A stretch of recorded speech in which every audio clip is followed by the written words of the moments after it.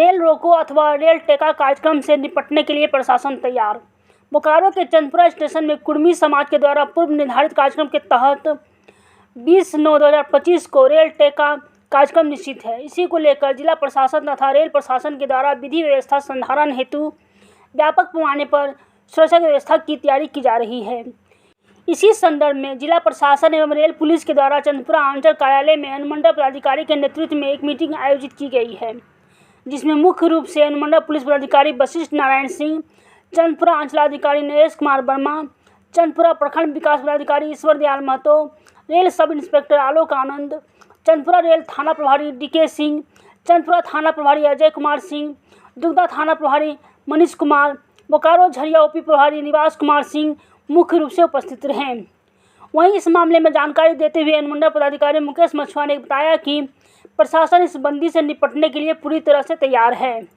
सर्वोच्च न्यायालय तथा उच्च न्यायालय के आदेशानुसार सार्वजनिक संपत्ति विरूपण के अनुसार केंद्र अथवा राज्य की किसी भी संपत्ति, रेल स्टेशन परिसर, भवन या किसी भी संपत्ति को नुकसान या क्षति नहीं पहुंचाया जा सकता है। अगर नुकसान पहुंचाने की कोशिश होती है तो ऐसे लोगों को तुरंत गिरफ्तार किया जाएगा। सार्वजनिक संपत्ति विलोपन के अनुसार सार्वजनिक संपत्ति की रक्षा करना हम सभी का दायित्व बनता है तथा निपटने के लिए धारा 144 BNS की धारा 163 के तहत यात्री के अलावा किसी भी प्रकार की लोगों का जमा या व्यक्ति को प्रतिबंधित क्षेत्र में जाने से मनाही रहेगी तथा आंदोलनकारी को संवैधानिक तौर तरीके से उचित मंच के द्वारा अपनी मांग को रखना तथा विधि व्यवस्था संधारण हेतु प्रतिबंधित क्षेत्र में जाने से बचना चाहिए। इस रेल टेका कार्यक्रम में सुरक्षा की कड़ी व्यवस्था के साथ साथ दंडाधिकारी की प्रतिनियुक्ति की गई है तथा सुरक्षाकर्मी किसी परिस्थिति से निपटने के लिए पूरी तरह से तैयार है। बोकारो से राकेश कुमार सिंह की रिपोर्ट। योजना बनी है प्रशासन की। प्राप्त सूचना है कि कुर्मी समाज के द्वारा अपनी मांगों को लेकर के कल रेल रोको आंदोलन किए जाने की संभावना है। उसी संभावना को देखते हुए हम लोग सभी थाना प्रभारियों के साथ, BDO CO के साथ और DSP साहब के साथ हम लोग ज्वाइंट बैठक की और इस संदर्भ में हम लोग अपना तैयारी कर लिए हैं।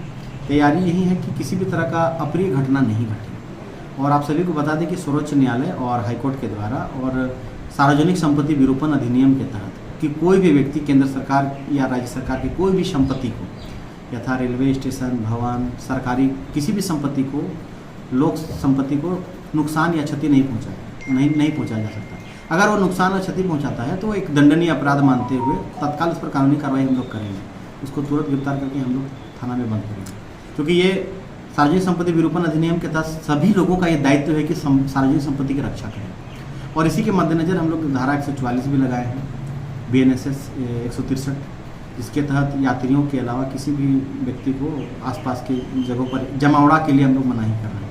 पिछले बार भी लोग आह्वान किया था, पिछले बार भी रेल को रोका था, उसमें काफ़ी क्षतिग्रस्त हुआ था। उस वक्त भी प्रशासन ने क्या कार्रवाई की थी? तात्कालिक समय में जो भी रहे होंगे जरूर कानूनी कार्रवाई की गई होगी और इन लोग का जो अपना मांग है वो उस मांग के संदर्भ में तो सरकार, केंद्र सरकार अपना निर्णय लेगी। लेकिन अभी तत्कालिक मैं सभी से अनुरोध करता हूँ, खास करके इस तरह के मीटिंग में, इस तरह के बैठक और आंदोलन में वृद्धा और महिलाएं बच्चों के साथ नहीं आए और जो भी आ रहे हैं अपने संवैधानिक रूप से अपनी मांग को रखें, उचित मंच पर रखें।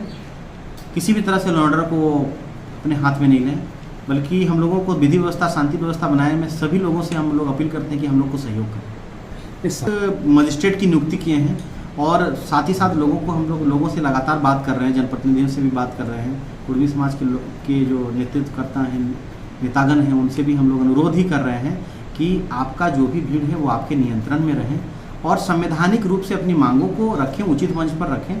किसी भी तरह से सार्वजनिक संपत्ति को नुकसान और क्षति नहीं पहुंचाएं। अभी तक क्या आया फीडबैक? अभी तक फीडबैक जो आ रहा है उसी के तहत हम लोग भी तैयारी कर रहे हैं। हम लोग सब लोगों से अनुरोध ही कर रहे हैं और प्रशासनिक व्यवस्था के तहत हम लोग अपना पुलिस और मजिस्ट्रेट की तैनाती कर रहे हैं।